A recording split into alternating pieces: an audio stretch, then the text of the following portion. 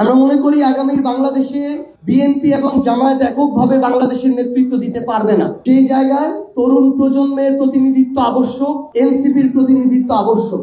বাংলাদেশের মানুষের পক্ষে থেকে জুলাই সনদে স্বাক্ষর করবে কোনো নিশ্চয়তা ছাড়া, শুধুমাত্র একটি কাগজে লেখায় এনসিপি স্বাক্ষর করে বাংলাদেশের মানুষের সাথে প্রতারণা করতে পারে না। আজকে ঐতিহ্যবাহী কিশোরগঞ্জ জেলায় জাতীয় নাগরিক পার্টি এনসিপির আয়োজনে জেলা সাংগঠনিক সমন্বয় সভা অনুষ্ঠিত হচ্ছে। এখানে উপস্থিত আমাদের ইলেকট্রনিক ও প্রিন্ট মিডিয়ার সম্মানিত ভাই এবং বোনেরা, আপনাদের সবাইকে আমাদের জাতীয় নাগরিক পার্টি এনসিপির পক্ষ থেকে শুভেচ্ছা। আমরা মনে করি যে একটি রাজনৈতিক দলের সবচেয়ে শক্তির জায়গা হচ্ছে তার সাংগঠনিক শক্তিমত্তা। সেই জায়গাটিকে সামনে রেখে আমাদের সাংগঠনিক শক্তিমত্তা এবং কাঠামোকে শক্তিশালী করার লক্ষ্যে আমরা বাংলাদেশের প্রত্যেকটি জেলায় জেলা সাংগঠনিক সমন্বয় সভা করছি। তারই ধারাবাহিকতায় আজকে আমরা কিশোরগঞ্জ জেলায় এসেছি।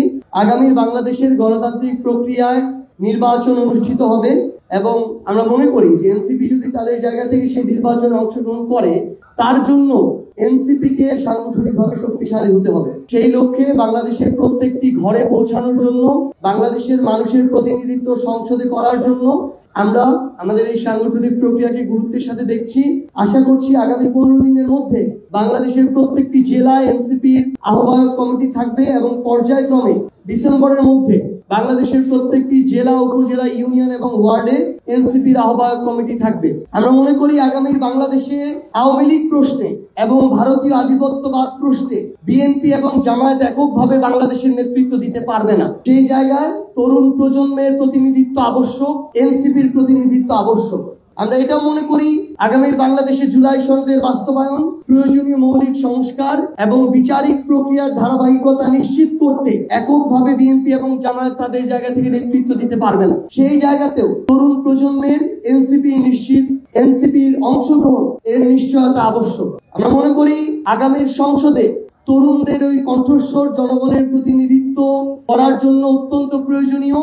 কারণ এই তরুণরাই প্রথম ভারতীয় আধিপত্যবাদ সহ বাংলাদেশের ফ্যাসিস্ট কাঠামোর বিরুদ্ধে আপসহীনভাবে রাজপথে লড়াই করেছিল। যখন রাজনৈতিক দলগুলোর উপরে মানুষের আস্থা অনেকটাই কমে গিয়েছিল এবং রাজনৈতিক দলগুলোর অস্তিত্ব একটা গুরুত্বপূর্ণ অনিশ্চয়তার মধ্য দিয়ে যাচ্ছিল, তখন বাংলাদেশের তরুণরা হাল ধরে এবং তরুণদের নেতৃত্বে একটা গণ অভ্যুত্থান সংগঠিত হয়। ফ্যাসিস্ট হাসিনা দেশ ছেড়ে পালিয়ে যায়। এই অভ্যুত্থান পরবর্তী বাস্তবতায় আমরা মনে করি যে গণতান্ত্রিক উত্তরণের যে প্রক্রিয়া, সেই প্রক্রিয়ায় এনসিপি সহ তরুণদের অংশগ্রহণ অতি প্রয়োজনীয়।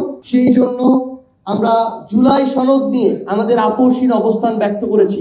অন্যান্য রাজনৈতিক দল যখন জুলাই সনদের প্রশ্নে নিশ্চয়তার যেটি প্রয়োজন ছিল, সেই নিশ্চয়তার প্রসেস কিভাবে হবে, কবে হবে সেটি নিশ্চিত না হয়ে শুধুমাত্র নির্বাচনমুখী আচরণ করে জুলাই সনদে স্বাক্ষর করলো, তখন এনসিপি তাদের জায়গা থেকে মেরুদণ্ড সোজা করে সেই নিশ্চয়তা চেয়েছে এবং জুলাই সনদে স্বাক্ষর করেনি। আমরা মনে করি যেদিন জুলাই সনদ বাস্তবায়নের নিশ্চয়তা দেয়া হবে, যেদিন এই আদেশ জারি করা হবে মাননীয় প্রধান উপদেষ্টার পক্ষ থেকে এবং গণভোটে যদি জুলাই সনদের পক্ষে রায় আসে, তখন কোনো নোট অফ ডিসেন্টকে বিবেচনা করা হবে না।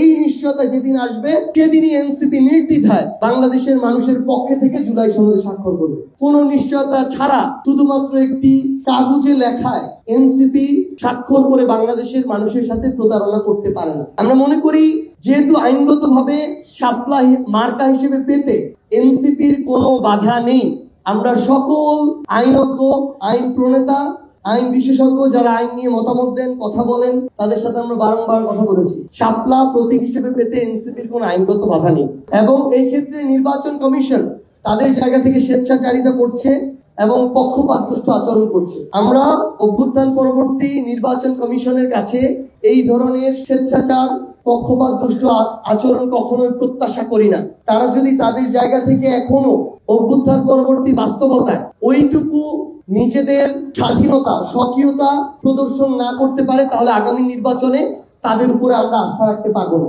যদি প্রয়োজন হয় যদি এনসিপিকে শাপলা প্রতীক পেতে রাজপথে রাজনৈতিকভাবে কর্মসূচিতে যেতে হয়, তাহলে এনসিপি একই সাথে ওই স্বেচ্ছাচারী নির্বাচন কমিশন পুনর্গঠনের আন্দোলনেও যাবে। এবং আমরা মনে করি এই নির্বাচন কমিশন দ্বারা নির্বাচন হতে হলে এই নির্বাচন কমিশনের ওই নিরপেক্ষ অবস্থানটা তার কাজের এবং কথার মাধ্যমে ব্যক্ত করতে হবে, যেটা এখন পর্যন্ত তারা করছে না। জোটের বিষয়ে আপনারা বলেছেন এনসিপি তাদের জায়গা থেকে শুধুমাত্র কয়েকটি আসনকে সামনে রেখে সংসদে যাওয়ার জন্য, জোট করার জন্য কোনো চিন্তা করছে না।